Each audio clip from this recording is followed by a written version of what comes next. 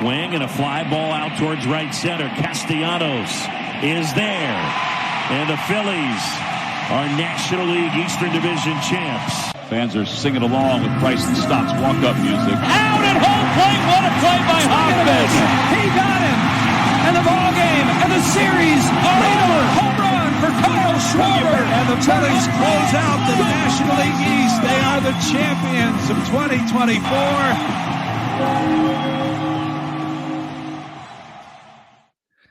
Alrighty, welcome back, Chasers, to a special postseason edition of the Quit Chasin Podcast. We're a little cheeky and a little irreverent, but we are always unqualified. I'm Alex Kruger. That's Danny Gerb. Danny, say hi to the folks.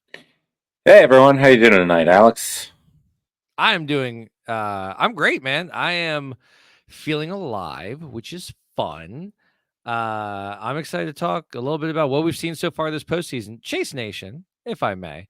We never actually kind of told you what our plans were for how we were going to cover the Phillies here in the postseason. So allow us to rectify that mistake now and explain that our plan is, well, you're living in it, folks. When we feel like coming on to talk about the Phils, we're going to do that. And when we don't feel like coming on and talking about the Phils, we're not going to. We're not going to force it. And then whenever the season ends, whenever that occurs, we will do a wrap-up episode. We're not going to leave you hanging. That wrap-up episode might be 6 minutes of what the hell just happened, but we promise we will get you a wrap-up episode. So with that, Dano, we are headed up to Flushing's Queen, whatever it's called, New York, after splitting the series 1-1 while here in Philadelphia. How do you feel, man? I feel great. So everyone, Alex is right. We didn't announce what we're doing, and he just laid down the plan. I feel he left out the most important part of it all, and that is thanking all of you. Chase Nation, thank you. The OG Day One listeners, thank you. Everyone who came along for the ride anywhere in between, thank you. Those of you that are still with us, absolutely, thank you very much. I hope it was as much fun for you as it was for Alex and myself. And we hope that our last handful of episodes this season are going to be fun ones and not us just saying F a lot, which could happen. It's true. It's very much true. Yeah. So, now that that's out of the way, it's not out of the way. It's deserved. You deserve it. And we are so thankful for you. And we were happy to be on this ride with you. Amen to that. And honestly, guys, if it wasn't for Danny and I coming on every week to talk to you and sharing all of this with you, who knows if we would have made it and still watched as religiously as we did from, London till the end of the season. Cause it got dicey at times there. We'd always follow, but actually dedicating 2 to 3 hours of your day to just pitiful baseball, it can really drain the soul sometimes, but we're so happy that you joined us for this ride. Yeah, absolutely. All right, folks. So what we want to do here is we kind of want to go through the last two games, the games that were, if you will. So we're going to talk about that first game in which the New York Mets beat the Phillies 6-2. In this game, Zach Wheeler started and was borderline brilliant. No, there is no borderline. He was brilliant, man. 7 innings, 1 hit, 4 walks, 9 strikeouts. 111 pitches. There's not much you can do except tip your hat and say thank you so much for just a workman-like experience. And then came the 8th, man, and Topper did what Topper's supposed to do, dude. He went to Hoffman. He went to Strom. He went to Kerkering. Unfortunately, that ended up costing us 5 runs. And the only run that we got on the day was there were 2 runs. There were actually 2 runs. The first one was a Schwarber in the first inning. The last one was God love him, Cody Clemens double to right. Yeah, I don't blame you, Alex. It felt like 1 run, didn't it? It really did feel like 1 run because honestly, by the time it was 6-1 going into the 9th, this being the Mets, and the fact that here's the thing, folks, you got to remember it was 1-0 for 7 innings. And we know no one wins a World Series on the backs of a 1-0 game. We knew we had to do more, and nobody did anything. We had 5 hits all day. Schwarber was 2 of those in the first 8 inning. It was a pitiful offensive performance. Yeah, we'll thank him again. Jack Fritz, thanks for being on our show last week. I saw your tweet during that game, grow up and score a run, and how we all felt. Yeah, right? Whoo! Woo, man, how validating did that game feel, Alex? Not that we want to rub it in the noses of people, but No. Chase Nation, how about your boys? You much more so than me, sir. You have been railing about, and I don't know how much of High Hopes and High Hopes After Dark you were listening to. No, the one time I prepared for you to do High Hopes After Dark, you didn't do High Hopes. I didn't. I didn't because you did High Hopes After Dark. So you didn't go Phillies After Dark. That's true. That's true. I guess we both. This is a different brand. Yeah, it is a different brand. You're absolutely right. But no, and they were alluding to on the show, like all the things that you didn't want to see from the Phillies happened in that first game. A beautiful Zach Wheeler performance with zero offensive support. The meltdown of Matt Strom, Jeff Hoffman, not Kirk. He did a good job, but like the stalwarts of your bullpen wasn't it. The fact that the entire offense just kind of took the day off, and you start to wonder, like, all right, we know that we can't blame it on the bye because that's just such weak. That's such Mickey Mouse, Little League stuff. Like blaming excuses instead of saying what the truth was we came out sluggish and rusty and we weren't ready for game one. That's what real champions do. Couple of the Phillies, however, we were chasing out of our shoes.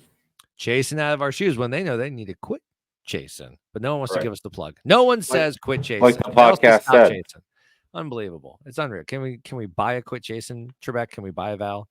That's say Jack. But anyways, so all of that is to say, I don't even remember where I was going with that, Danny. Oh yeah. So the Phillies in the post-game interviews, Trey Turner, Nick Castellanos. The clouds.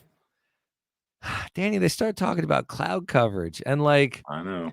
I tried today to come to peace with the comments of like, all right, I guess 4:00 in October is a different sunsetting versus shadow situation than in July. But at the same time, your major leaguers making 6 figures or 7 figures or 9 figures, whatever it may be, you're fine. You're going to be able to find a way to figure it out. The Mets did. And that was really frustrating. What did you think of Shadowgate? So that's what threw me through an all-time meltdown. So I've been watching it really is. So I was watching like all the hype videos and everything. And when you're scrolling through the hype videos, you start getting into player interview videos, and then you start getting into past player interview videos. And the Bryce Harper one came up at the end of the NLCS in 22, where he said, that's why I want to play in Philly. If you're not wearing pinstripes, they hate you. No excuses. I was like, you know what? Where's that mentality? Because you guys sure had a lot. You were complaining about the shadows. It threw me through a loop, dude. I did not expect that. And again, I'm gonna keep finding ways to make excuses for it. Like Cassie's just that guy that speaks his mind. Maybe the shadows on that day were tricking with him, but it's still not a good enough answer. Also, all of the Braves NLDS games that were the sunny afternoon games, and they raked an early inning. So I find it very weird that we're hearing about the afternoon NLDS shadows now. This season, I didn't like it. Yeah, no, I mean, you got me on that one. Like there is no excuse, and it's just right. It's weak sauce, dude. Big time loser energy. And if you would have came out and said we were swinging out of our shoes, we're like, yeah, that's what you do. I wouldn't have been happy, but man, that shadow thing really irked me. It sent me on a rant. It was tough. Multiple people, multiple friends. Yeah, and you got to think. Okay, so the Mets had 6 runs in the 8th inning, 5 runs in the 8th inning, 1 run in the 9th. It was all off singles, man. There were no extra base hits. They were just grinding out at bat after at bat. And you got to admit, man, this Mets magic, dude. Like there is something to that. There is something to the fact that bullpens be damned. You better be the team that goes last, and you better have a lead because otherwise it's not going to work out for you, dude. They have some crazy ability to show up and close. You got anything else to say about game one? No. So in their defense, those were 5:07 start time, so it was an hour later in the past 2 seasons. So I don't know. I just looked it up. Just if I'm gonna spout stuff, but still First year we heard it, I didn't like it. An hour. I get sun moves quickly this time of year, but Well, and also you put a mic in front of Cassie, he's gonna answer. You can't tell him what to and not to say. Like, so maybe it's like, hey, like maybe we just like not, but no, it's Cassie. He's gonna say four seam fastball just as easily as he's gonna say I'm afraid of shadows today. You know, who knows? that's true. Good point. Yeah, the bullpen collapse. I would have been bummed about it, but obviously been bummed about it. But I think it was the combination of just the at bats that we saw. Like I got constant text messages from people just citing game 6 and 7. Like the Phillies in one game managed to wake up a PTSD amongst the Delaware Valley. So good for them. They did that. That's what they wanted to do. Good for them. It was epic. Sometimes they say to truly erase your demons, you have to face them. And we got to face it in game 1 of this year's postseason, or as I like to call it, game 8 of last year's postseason. Yeah, let's do Bozo Radio show real quick. So Go for it. Topper taking out Wheeler with 111 pitches. You have to take Wheeler out at 111 pitches. Are you kidding me? You're not playing for today. You're playing for the next game too. You cannot blow that arm. Like, if you're going to lose, you damn sure better lose as a team. Like, you have to preserve a Wheeler because he's not going to come out if you don't want. Like, no, that was the right time to pull him. Our bullpen is who they are. They should have been able to hold that out. Like, that was what, 6 outs? They should have been able to do that with the 3 names that we've been mentioning coming out of the pen. No, that I have nothing wrong with what Topper has done so far in this series because game 1's lineup was the lineup we all expected and that made sense. And then he wasn't afraid to move things around in game 2. About 4 hours before first pitch, we learned that Alec Boehm was on the bench for game 2 and Sosa was playing at third. The energy guy. He's our energy guy. Defensive statistics be damned, apparently. But it was something. It was something, and it moved Stotty, the birthday boy, up to the 5 hole, which was fascinating for a guy that who knows what to do with him this year at any given moment. And it just so we started the game, and it started off a little bit like, interesting, but then Trey got on base, and then Trey got aggressive on the base pass, and like he was stealing a base and. There seemed to be that extra level of fire, that extra level of intensity. And we had Sanchez on the mound. Now, if you want to ask me if he pulled Sanchez too early, 100% yes. Yes. 88 pitches, was it? Yep. And I think Chris Sanchez has earned 100. I think he's earned 100 in a postseason game. Now, you could argue that our 4 hole is a bit iffy. So you might, who knows what they're going to do with the bullpen and the arms and what's going on. But regardless, Sanchez did his job. Like I said, when our friend Jack Fritz from the High Hopes podcast was on our show last week, Sanchez is going to get you 2 to 3 earned runs, and you should be able to out-hit that. And at first, did not look like it was going to happen. But then came that 6th inning, that pesky 6th inning. And again, guys start to get on base. Guys start to feel it. Wouldn't you know it? Harper did his job. Harper came up with Turner on, I believe, first or second. Who knows? Who cares? And Harper hit the pitch he needed to hit and knocked it out of the yard. It was a 3-2 game at that point. Next up's Casty. Casty knocks another one, ties it up. And the thing that I found the best about that, and I'm so excited to have this part of the conversation, because to understand why it was so big that Casty hit that home run, you kind of have to dial it back a little bit and talk about these freaking people. Okay. Yeah. I am really excited that the voices we listen to in Philadelphia media are all agreeing with the fans that there was nothing wrong with what we did at that stadium, which was boo him when he swung at a pitch that was about 50 feet, 6 inches instead of 60 feet, 6 inches, bounced in the dirt. And then the second time when he laid off, we all derisively cheered for him.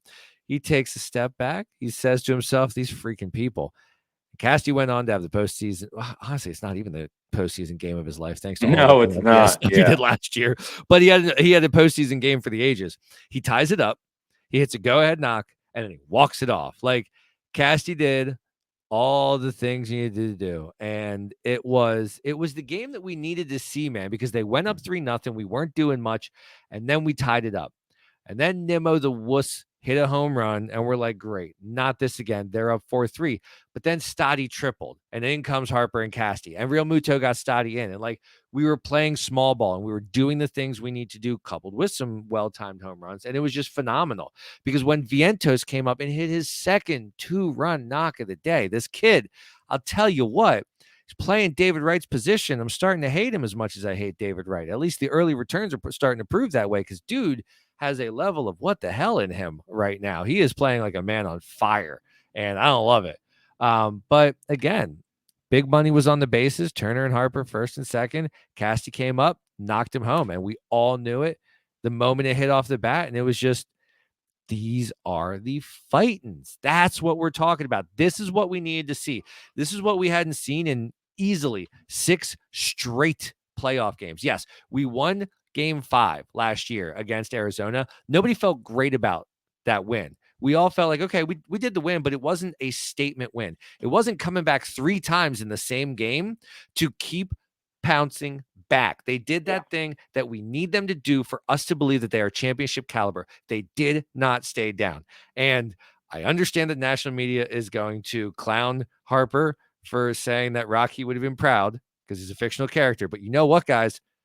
Rocky would have been proud. He's not wrong. Yeah, oh yeah. Rock would have been proud. He didn't hear no bell. Come on, there's a reason everyone uses it. It's not for the whole Rocky in sports. It's not a Philly thing. Every sports club, everyone who I didn't hear no bell. Like everyone says it about everything.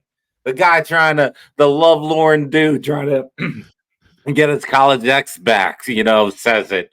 When they're like, hey, did you hear Jenny's got a new boyfriend? Oh, there no bell. Everyone says it about everything. So meanwhile, their friends are saying, take her to the zoo, Rock. I hear they like the zoo. That was for you, Matty. I love, what is it? 4 at the end? Is that the one they go to the and you can change? Oh, that was 4. Then everybody can change. Whatever one is there, they go. Yes, and he's reconnecting. That's the worst, man. Tommy Guns, dude. He's reconnecting with his son, and he goes to the art museum, and he goes, all these years I've been running up these steps. I didn't know they had a whole bunch of pretty pictures in there. Like, love it. A whole bunch of pretty pictures in there. Absolutely love it. Oh, my God. Delicious, baby. Well, that might be a little. That. I don't know. We were talking Harper talk. We were talking Harper talk. Well, all right, Pander City. We end up getting to so all right, man. Yes. Exhale. We've got a series. This Mets magic. Yes. It at least can run out. We can fell this bullshit of really good fortune that they're bringing to the park. Honestly, really good execution. Like, the Mets are no joke. The Mets are no slouch. The Mets are not last year's Diamondbacks. They are a legitimate contender for this thing. And if they do end up overtaking us, like, battle well fought, dude. Like, these guys are no joke. As much as I hate Pete Alonso, I don't hate Francisco Lindor. I mean, I do because he's a Mets, but not really. I don't know. But there are some dudes that it's really easy to hate, like Brandon Nimmo, Jesse Winker. Like, super easy to hate. Grimace. Grimace is my dude. Grimace, dude. I am a team Hamburglar guy, and I feel like maybe Philly should just adopt Hamburglar. Oh, that would be an epic troll job. I would like that. I would like to see that. That would be if it gets to Game 5. Okay, I can dig it. Well, Philadelphia with Hamburger Post. Yes, Philadelphia Hamburglar it up down there at CBP. Honestly, there's a Spirit Halloween at least 20 feet away from you right now that has a jailbird costume. It's super easy. You can do it right now. Yeah. So here's the thing. These are my takeaways. This is what I'm hovering on. Ooh. I'm somewhere in between. Like, I think you'll appreciate this because you do the same thing that I do. We like to craft these stories, this narrative that the baseball gods could be writing, right? And what one is better. And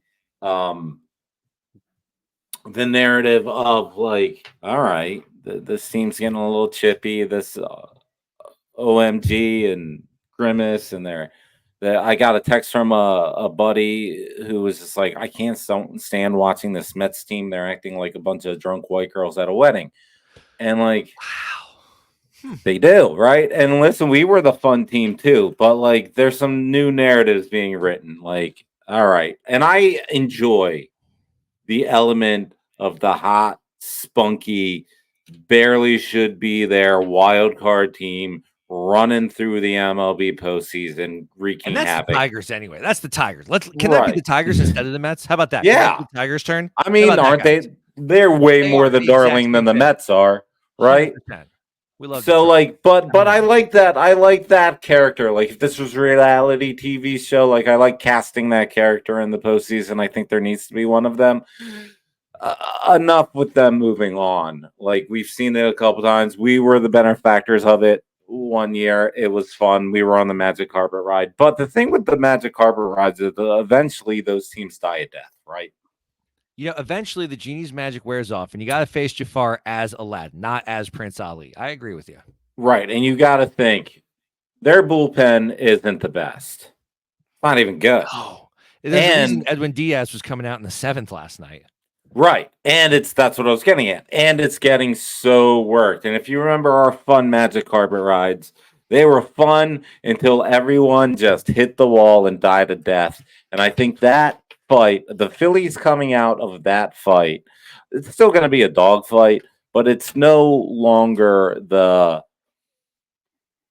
oh my goodness, the Mets are just going to keep on answering, because I have a feeling the Phillies are going to answer. There's just small things that I see the trajectory of this series changing. I think we get to the bullpens, we're good. My worry is the game 4, right? If you don't win game 3 with Nola on the mound, you don't win that game 3. You're now down 2-1. And you're going into a game 4 with a complete unknown. Yeah, exactly. An unknown. And what our bullpen is doing right now, the bullpen game doesn't sound great. That also, though, I do feel it was an anomaly. I think our guys every so often, dude, they do have one of these little blips where like 2 or 3 games they're getting tattooed. Hoffman got tattooed right before the break, and then he just kind of like I think these things happen to these dudes. These things happen to these bullpens. I think they'll be okay. I'm not as concerned with the bullpen as I am with the 4 starter. Yeah, that's where I'm at with it too. That's why I mean, they're all must wins. It's postseason, right? But tomorrow is the mustiest of must wins. It is mustier than a 13-year-old's bedroom. So a couple of thoughts I had while you were saying that. One, we all love a good story. So having said that, isn't it kind of Greek mythologically speaking? Oh yeah, The idea of I never got there, but yours is it's probably okay. I better. got you.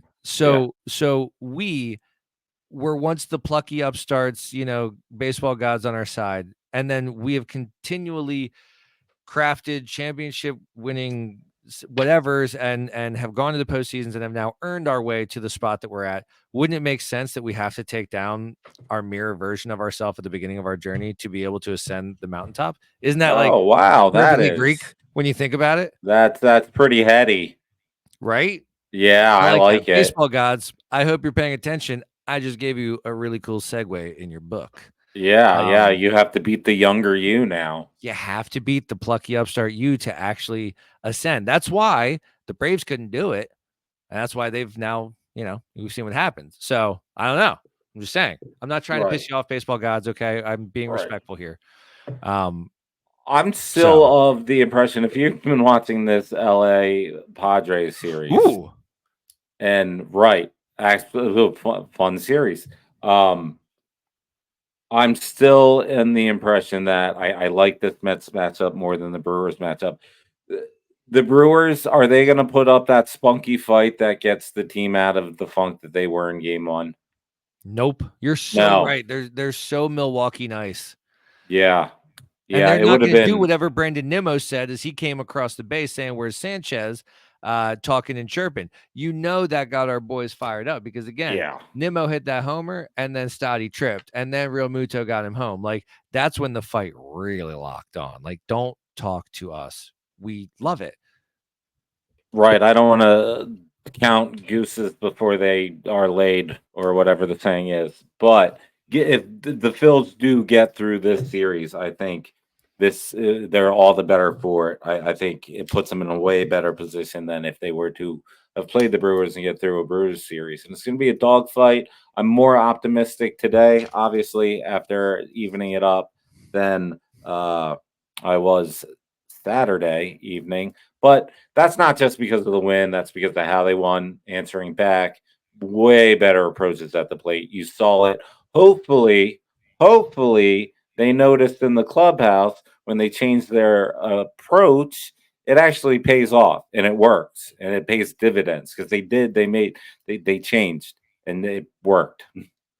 It sure did, and I'm hopeful, man. Like there is every reason to have faith and to believe and to see what happens next. Let me ask you a question. What have Sure. you thought of AJ Przinsky and crew so far commenting during this playoffs? So I watched game 1 at Yards, couldn't hear anything. Okay. I watched the game 2 at my house on mute. Damn. Okay. Wow. They haven't annoyed me that much yet. Yeah, that's Maybe I'm cool. alone. I've been seeing a lot of posts where the people have like just completely destroyed them. So I don't really know. I can't stand not the local boys spinning it in my Absolutely, favor, yes. especially when like I'm puckered and pacing. Like, True. And when we need Crucky to take us off the ledge to have us delete the rope in our cart. Yeah, no, 100%. 100%. Now, I remember why I was stalling to get to this point, but I will say this. I kind of want to go back now that I think about it, but I think divisional matchups in the divisional round is some of the best baseball content of the last 5 years. You think about the Phillies Braves series that we've seen. These Dodgers LA series have always been good when they face off in the playoffs. The NL East seems to always have at least one other team in it. You could kind of say our series with the Marlins last year, but not really. But so I do think that was wild card. But anyways, like I do think there's something to these divisional series with divisional opponents because you're seeing right now LA, San Diego. It's getting ugly, it's getting chippy, it's getting personal, it's getting awesome. And I feel like Mets Philly is a couple of dumb decisions away from either fan base being stupid. So we'll see. Yeah, we will see. I don't know. The Mets fans are weird. They're passionate in their own weird, annoying kind of way. I don't know if they're in the ballpark mess with people kind of passionate.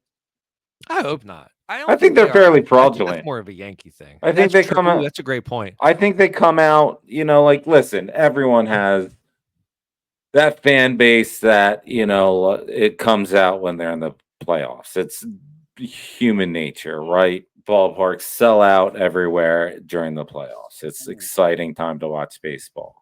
I don't blame that. I just feel that the Mets fans are a little more fraudulent when it comes to that. Almost like the Diamondbacks, like they found out that they had a baseball team in Arizona last year. Here's the difference. Arizona, they couldn't fill that stadium for the playoffs. Mets are going to fill their stadium. So if I were to argue, Mets started filling their stadium at the end of the season, yes. And when they play us. And our stadium. Yeah. That's true. So I would think the Mets are kind of like Pittsburgh in that way of like, yeah, their fans aren't annoying jerk fans, but they'll fill up a stadium, and otherwise it's going to be 30% full. It's just what you're getting. Yeah, we'll see. I think, yeah, if anything happens, it's going to be like, the Nimos and Winklers of the world trying to start it on the field. Harper's hot. He might draw a little, but Harper's hot, man. If he gets pitched one too many inside pitches from a rookie or pitcher he deems not worthy to throw him inside to that level, if people have been, I don't know, I wouldn't mind a Harper pop off at some point. Like that'd be cool. Closer to shoring up the series. That's a great call. I will take that's it. A great call. Sure, that's fantastic. You're right because you know what, we can manufacture hype without that right now, and let's do it the old. Like if he wants to give him the old how do you do on the way out, I'm fine with that. I would have no problem with that as well. They are divisional rivals. That is just kind of what you do, and the baseball guys would understand that. Yeah, I think all right, so man. too. Shall we do that tacky baseball show thing where we predict what's going to happen over the next 2 games in Flushing, New York? We don't have to. Yeah, why not? I mean, we never done it. Let's try our hand at it. I'm thinking it's a split, dude. Win 3, Yeah, lose I think 4. split still too. That's Okay. that's how I Guess it's see an it as easy answer. well. Yeah, there's that whole, I was texting with a buddy today, the whole Nola enigma. Well, when are you getting? October Nola. I'm going to go October Nola. He's usually good for 2 or 3 starts, man. Yes, exactly. So I'm going to go October Nola. And then, so that'd be fascinating if it did go to 5, because then 5 is going to be Wheeler. And then game 1 of the NLCS, you imagine it's going to be Sanchez, 2, Nola, and then 3 Wheeler, which is fascinating. I think that also depends on where it is, right? Amen to that. Amen to that. Because what are the well? Either way, it's the West Coast. Yes, but is game 1 in Philly or is it away? Oh, true. Okay, yeah, but you know what? Let's not get ahead of ourselves. Let's not be. Let's worry about the series ahead against a really, really plucky, annoyingly magical, and hot team, the Mets. And let's hope that what we did last night was remind each other and remind ourselves what we're capable of when we're disciplined and just on it. Danny, what you got to close us out? Actually, there's part of me that thinks this ends in Queens. I would love that. Wait, in a good way or a bad way? In a good way. Okay, because most people that listen to our show would have assumed that you were going for a bad way there. There was that turnaround, man. That adjustment was made in the 5th, maybe before we'd all noticed it in the 5th. Yep. Once that adjustment was made, it looked like it went down the lineup. Benching Bohm showed a sign that this year is going to be managed differently. There's let them be the drunk girls at the wedding. We now are a business. There was some sort of wake up check there. They looked from the 5th on that, okay, they have that look like this is our ring to get again. And I think that continues. I think they're going to now look like the more poised, playoff tested team going forward. And I think New York is going to be running around with their OMG and grimaces and Nimmo popping off and, Pete Alonso doing the whatever hand thing with his dork face.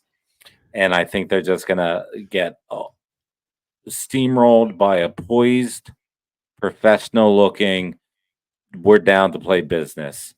And I give it to the fans, man. This is finally, that's the narrative I was getting at.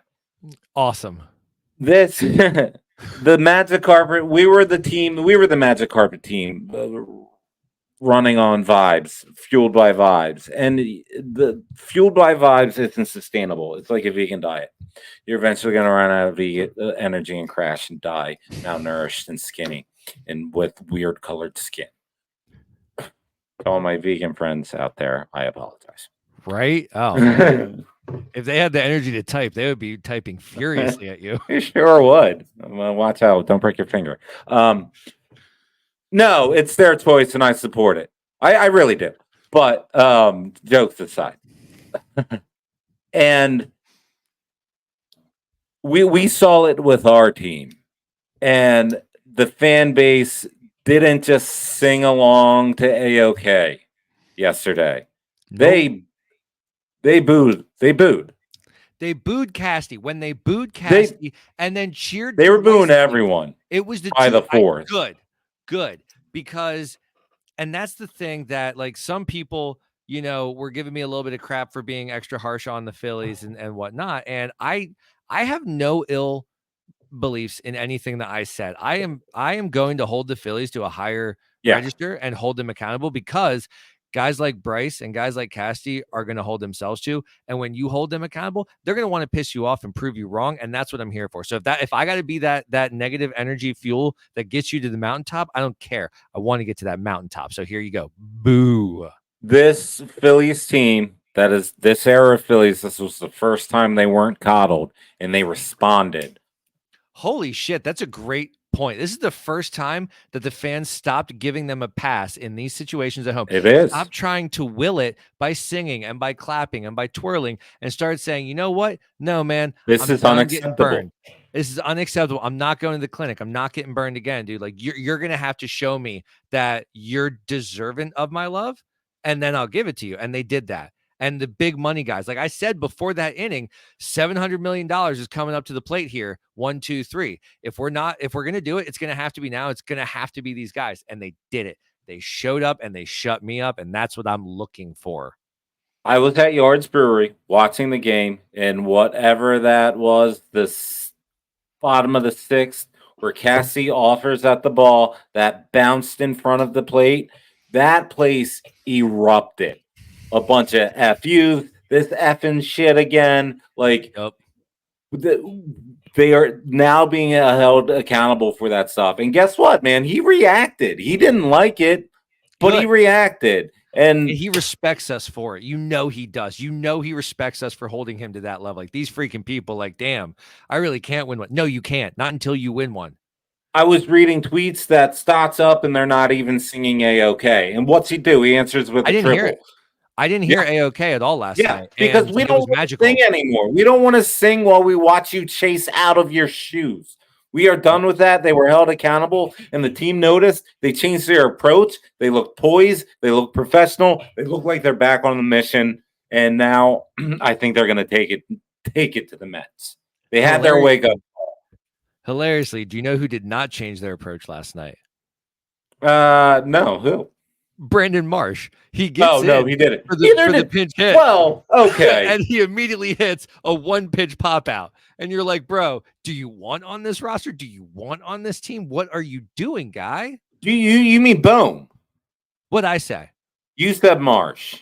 Oh, crap. I'm so sorry. I meant Bohm. Yeah. Bohm gets in and a first pitch pop up. And it's like, buddy, you got benched because your hitting is putrid. And your response is flail and just hit a weak pop. It literally an infield fly rule pop up. Are you kidding me? Well, there's been some whispers throughout Philly media that it was his, Bohmy temper tantrums and it's contagious, and they wanted to make that good. And then hold on, because we're all tired of that. You and I hate the helmet flip and the. I've been tired of it. Dude, well, not to quote Spike Eskin here, because who wants to do that? But every now and then a blind squirrel finds a nut, and I find that every now and then I do agree with Spike. Go ahead. The afternoon show, he said today, that pinch hit, I don't know how someone can mope through an at-bat, but he found a way to do it. Wow. Dude, he does have some damn gems, because that's exactly what happened. He moped through that at-bat. Meanwhile, Stott hits a triple. I'm telling you, if I had to, if they don't somehow finish this up, I guarantee you the daycare is closed and Bohm and possibly Marsh are gone. If they do not get out of this series, I wouldn't be surprised. Yeah, I mean, we hate playing fantasy GM, but you would assume one of them is gone. At least we do, but one of them. Right. I think that's how it works. One of them. And honestly, if we don't get out of the division series, daycare needs to be done, because I'm done seeing that too, if that's the case. But that's a pod for a Saturday. We're not there right now. No, not at all. But so I'm leaving on a high note. I think Citizens Bank Park holding them accountable for the first time in this run. I loved it. I love seeing it. It's about time we get back to being Philly. Listen, man, Harper talks about it. He says if you're not doing well, they'll let you know. That's why I wanted to come here. So, don't feel that we have to be this ovation tray now going forward. No, the players know what they signed up for. They responded. I'm not saying be nasty, call their kids names. I'm saying give them the Bronx cheer when they're swinging at something that's bouncing before the plate. That's absolutely acceptable. It seems to work at this point. And they looked poised and they looked professional, and they had professional at-bats after that happened. They did. And look what happened. They answered and won. So let's go. Let's go. Keep slugging. Quit chasing. Absolutely. That's where I'm at with it. I love it. Danny, say the thing. Hey, we will do better some other time. We'll find out when. I promise. Everybody knows. An ant can't move a rubber tree plant. Let's go, Phils.